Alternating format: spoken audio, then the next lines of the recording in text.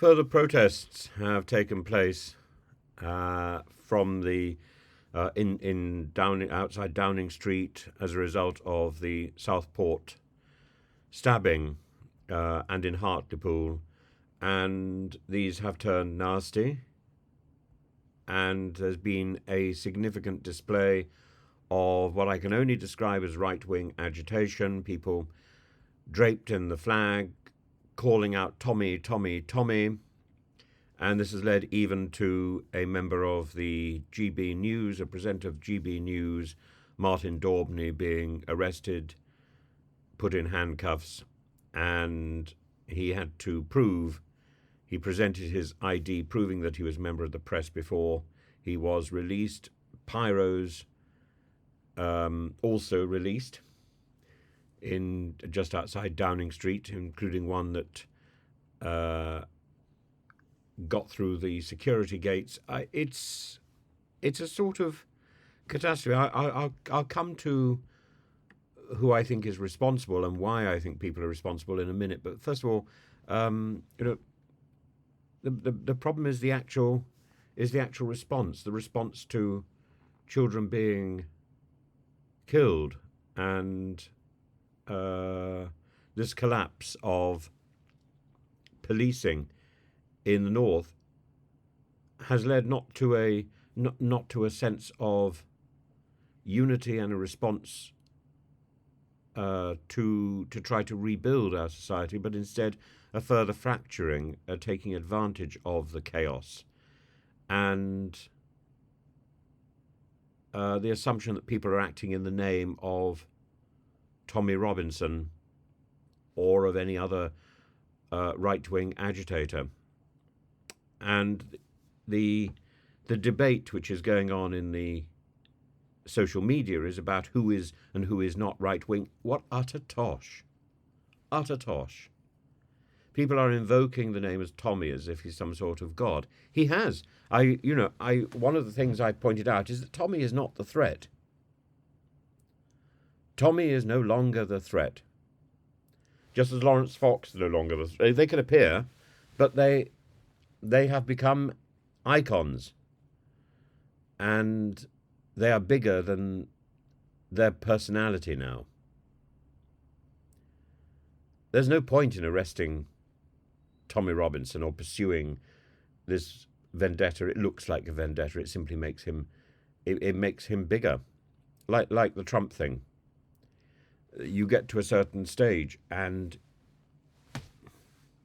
it seems individuals, very few individuals, become bigger than who they are. Julius Caesar is a good example. In fact, once Caesar had been killed, he became such an enormous character that emperors forever after, not only in Rome but elsewhere, took his name, in Russia, in Germany.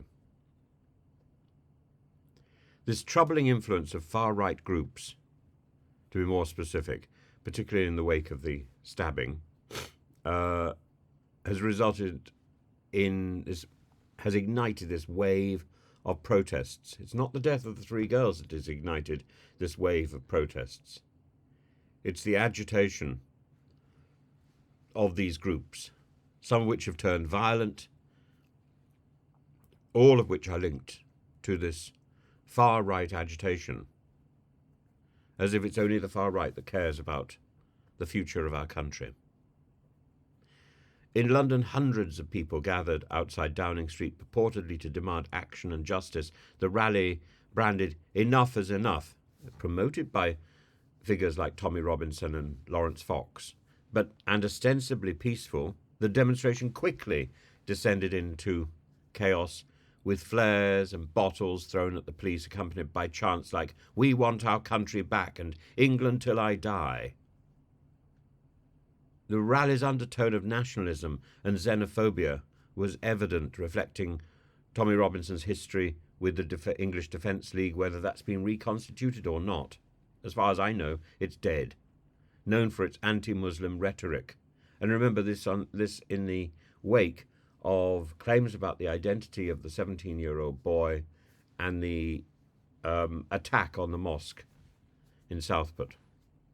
In Hartlepool, The situation escalated as protesters attempted to march towards a mosque there, clashing with riot police. And the incident mirrors this broader pattern observed in these protests, the targeting of Muslim communities, the spread of misinformation, claims about the suspect in Southport attack being an asylum seeker, for example, debunked specifically by the authorities. But it doesn't matter, because these are tropes which have exceeded, which have gone past reality, which have gone past credible information, and which have gone past the personalities in whose name these protests are being assembled. And this is the problem.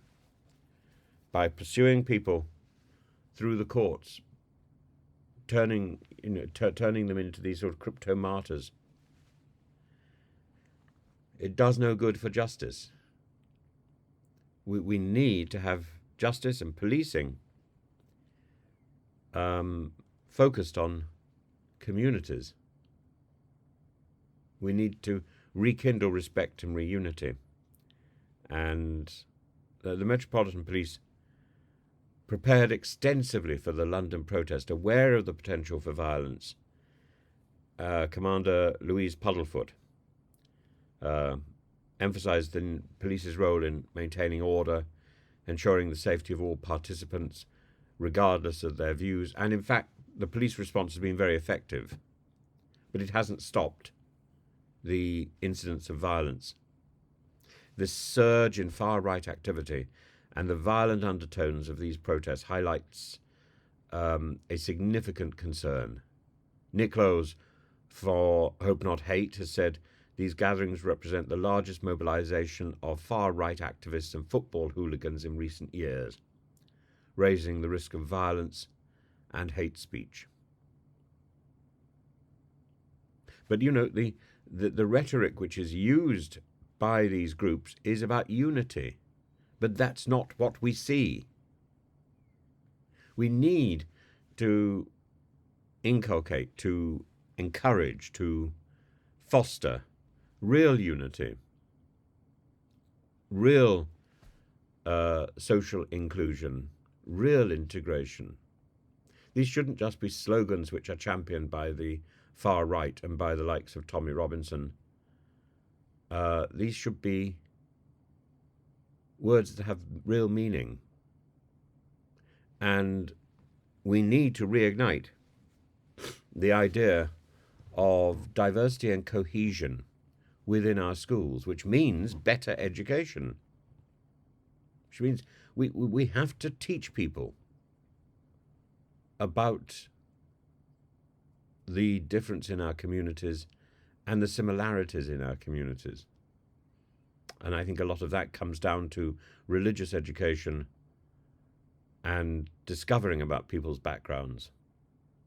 Because we bring our background with us, we carry our background with us, and we should be proud of that. We should be proud of our decisions to be part of our current society and to try to grow that society.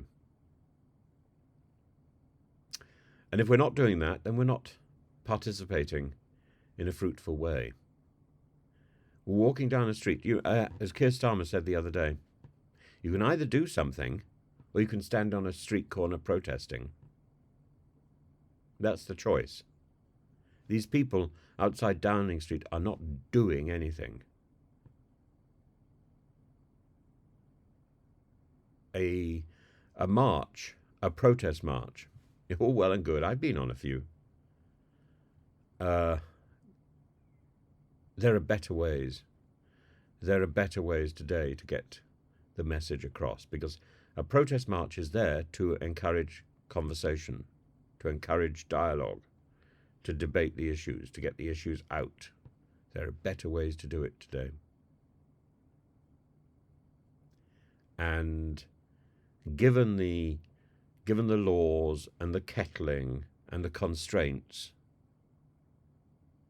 this is a nod to freedom and the right to protest. It's a nod to division and frustration and whatever and protest.